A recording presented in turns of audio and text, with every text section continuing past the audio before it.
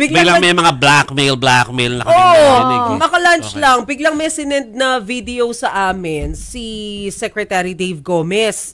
Sabi namin, ano naman tong video na to? Yung pala message ni PBBM na nagsasabi, akala namin simpleng update lang tungkol dun sa investigation ng anomaly sa flood control. Abay, biglang ang claim niya, sinubukan daw silang kausapin ng abogado ni Zaldico para i-blackmail sila. In a sense na hindi nila titigilan yung paglalabas ng video ni Zaldico unless tigilan ng administrasyon yung pagpapakansela sa pasaporte ni Zaldico. Ganyan. Ng iba't ibang panig. Ako, sanay na ako sa mga ganyan ng mga politiko. Pero, pwede ba opinion namin ang dapat na importante dito? Tayo pala ng mga mamamayan na dapat na may-ari at nagbe-benepisyo dun sa pondo ng bayan.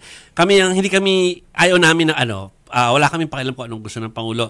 Kami, o tayo, tingin nyo ba, ay ayaw natin, ayoko na meron pang mga kapalit para lang sabihin ang katotohanan.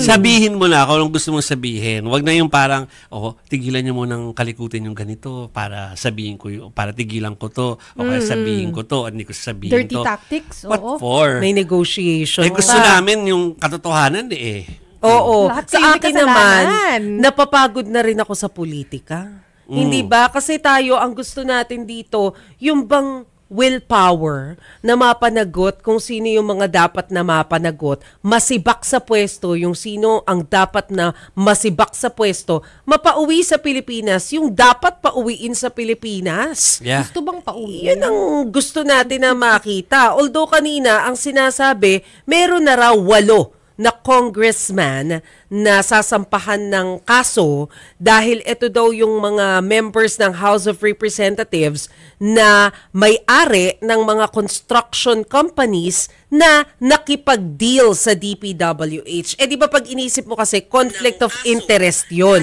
Kapag ikaw ay mambabatas o taong gobyerno, hindi ka dapat nagkakaroon ng transaction sa gobyerno kasi malinaw nga na conflict of interest. Siyempre, pwede mong papaboran yung kumpanya mo o kayong kumpanya ng kaibigan mo. Kasi ano ang assurance na wala kang impluwensya sa bidding? Di ba kasi kapag ganyan na may proyekto ang gobyerno, lagi namang may procurement process, may bidding process. At kung sino yung manalo sa bidding, nakapag-offer ng pinakamababang price, na quality yung i-offer, yun doon ibibigay yung proyekto. Ano yung assurance na hindi mo na-impluwensyahan kung taga-gobyerno ka? So mahirap maghanap ng pruweba para dyan. Diba? Na wala kang impluwensya. Kasi syempre, alangan naman, magsasign ka ng papel dyan na, may impluwensya ako. Syempre, hindi naman. Mabuti siguro pakinggan natin kung ano mga sinabi ng Pangulo tungkol doon sa Zaldico issue ng blackmail. At saka alam ko meron ding pahayag ang tagapagsalita kanina. Diba? Sige, panoorin po natin. Dinapitan po kami ng abogado ni Zaldico at nagtatangkang mag-blackmail na kung hindi po namin kakanselihin daw ang passport niya, hindi na raw siya maglalabas ng video. I do not negotiate with criminals. Kahit maglabas ka na ng video ng lahat ng kasinungalingan mo na pag-destabilize sa gobyerno, gusto kong malaman mo, Zaldi, makakansela pa rin ang passport mo. Hindi ka na makakatakas sa hustisya. Para patas tayo, tinext natin kanina si Attorney Roy Rundain. Yun pong legal counsel ni dating Congressman Zaldico. At yung text niya sa atin, dinideny niya yung sinabi ni Pangulong Marcos. Ang sabi niya, hindi siya nakipag-usap sa kahit na sinong opisyal ng gobyerno para makipag-negotiate na huwag kanselahin ang pasaporte ni Zaldico. At wala rin daw siyang control tungkol doon sa paglalabas ng video ni Zaldico. Yun. Pero nakakatawa. Kasi ilang minuto matapos sa ilabas ni PBBM yung video message niya, pati si Zaldico naglabas na naman ng panibagong video message. Walang katapusan. Sumagot agad.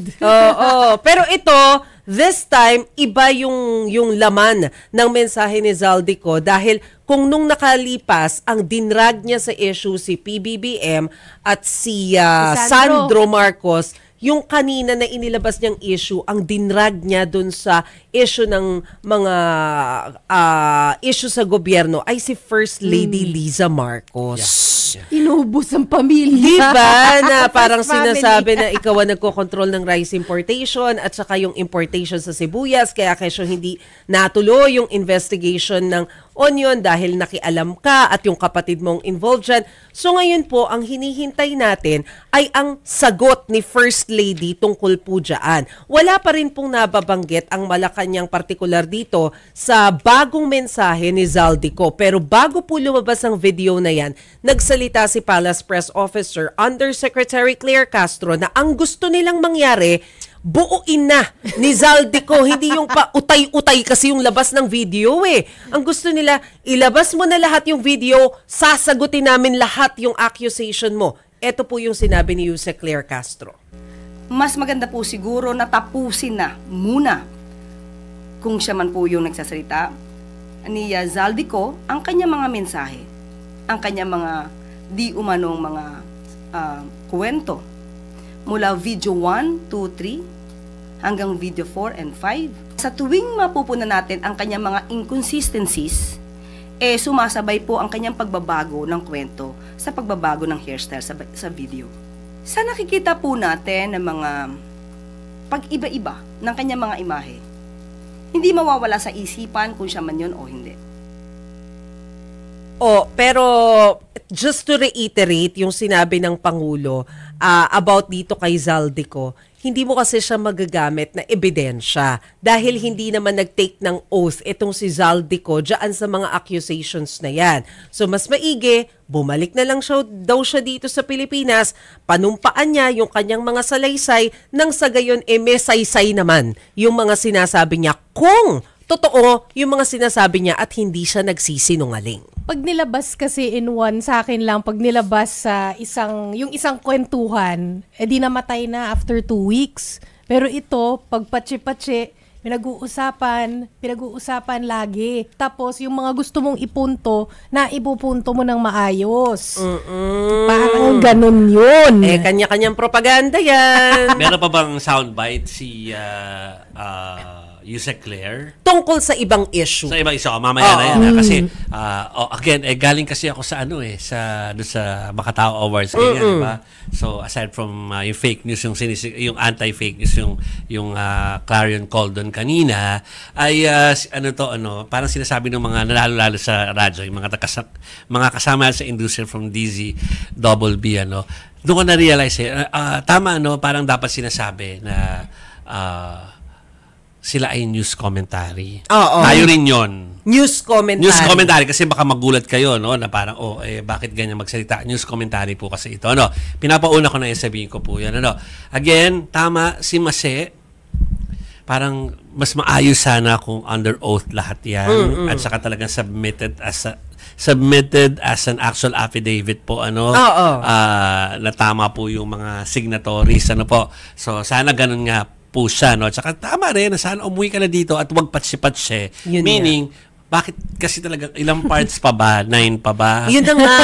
Kasi ang gusto namin, doon na kami sa investigasyon Ayaw na namin nung parang hinihintay namin yung bawat parte ng sinasabi.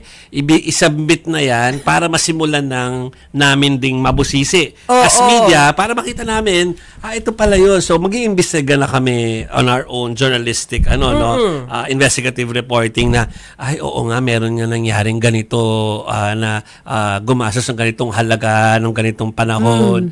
Magagawa natin yung trabaho natin, pero kung patsi-patsi, wala tayong ginawa kundi hintayin yung press release nila or kaya yung release of whatever part of the statement is So yun lang naman, namin sinasabing mali ang sinasabi ni Zaldico, pero isubmit niya ng formal para talagang maimbestigahan, pero at the same time, gumulong yung proseso sa korte. Tsaka maging legit yung mga sinasabi niya. At the same time, hindi ko kasi alam, pero pwede tayong supalpalin ng Malacanang para sabihin na, ba't naman kami magre-react sa hindi naman nga formal na inhiyain ng mga aligasyon? Pero pagka okay din naman na klaruhin nyo na sa amin din kung ano ba talaga yung nangyari. Diba? Kung talaga, kung hindi pala talaga kayo, involved doon or kumikback o kaya yung, alam ba, kanina yung sa First Lady, ay kung hindi naman pala niya ginawa yon, hindi sabihin para tapos. Kasi kung hindi, he will go on and on and on and on. But to be fair, kay Yuse Claire Castro, kanina nakausap kasi namin siyang hapon. Yeah. Ang sabi niya, magsasagawa sila ng press briefing siya on Friday at sasagutin niya lahat ng mga accusations. Pero inulit nga niya sa amin yung tanong off-cam, yan na ba yung last?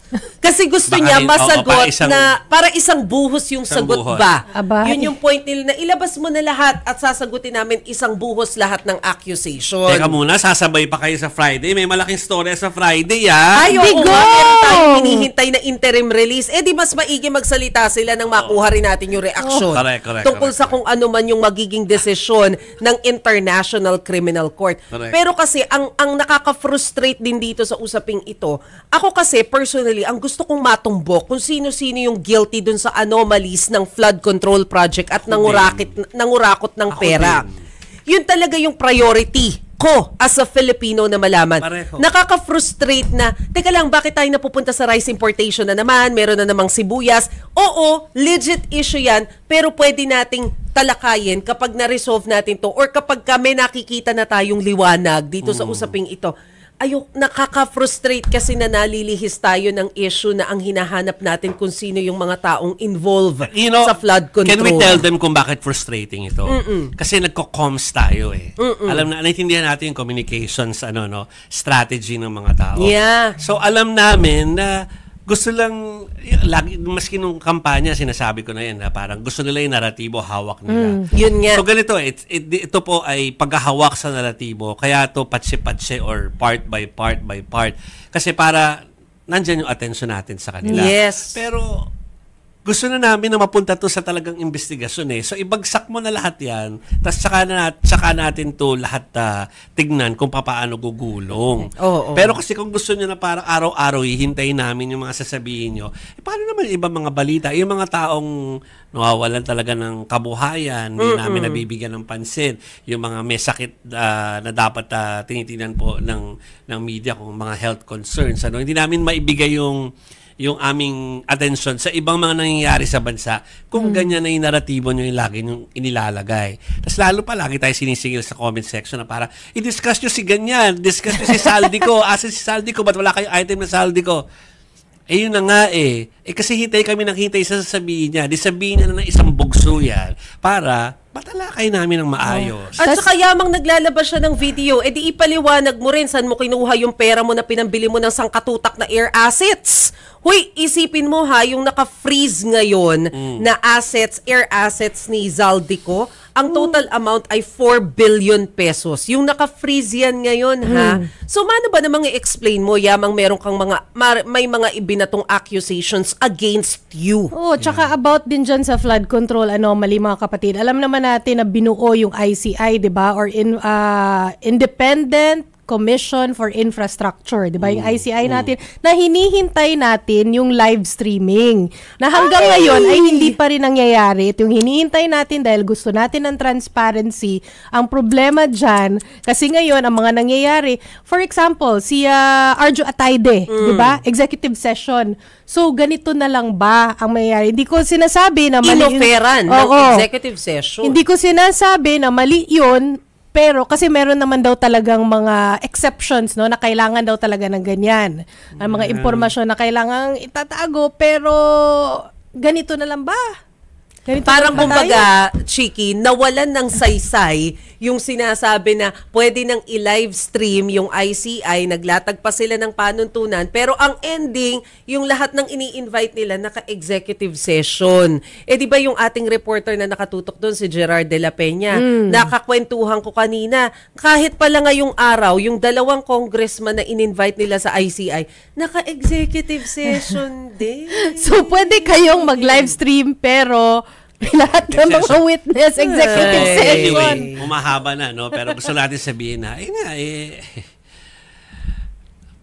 Parang sana, yung mga lagi bumabatikos sa ating comment section, ang batikusin nyo, yung mga mali ang ginagawa. Huwag yung misa na nandito para pumuna lang. Sinasabi na namin sa inyo na, katulad yan, sinabi namin na puro executive session. Doon kayo magalit dahil sila yung gumagawa ng mali doon. Tapos, hanap kayo ng italakayin yung saldi ko, araw-araw sa, hindi naman pwede araw-araw, di ba? Parang, huwag kayong magalit sa amin, di ba? Kasi alam namin basang-basa po namin kung ba't nila ginagawa yan. Okay. At alam nyo kung ano yung tinutumbok niya. Halos buong first family Yeah. Idinawit na Ayan Baka malito kayo yung pinapakita namin. Ang dami-daming ang dami-daming nakalista doon sa harapan niyo po ngayon dyan sa aming screen. Imbis na napupunta tayo dyan sa usapin na kung sino yung mga yan, di ba? At anong ginawa nilang kasalanan sa bayan natin Puro kayo mga demand ng kung sino-sinong dapat ang pagtuunan ng pansin kami gusto namin investigasyon na. Sila po, yung 8 na congressman, members po ng House of Representatives na inirerekomenda ng ICI sa ombudsman na dapat ng kasuhan either ng plunder o kaya ay anti-graft, bribery o di po kaya ay conflict of interest dahil sila raw po yung mga owners ng mga construction companies na merong transaksyon sa DPWH. Yan yun. Ano to, mga contractor ba to? Okay.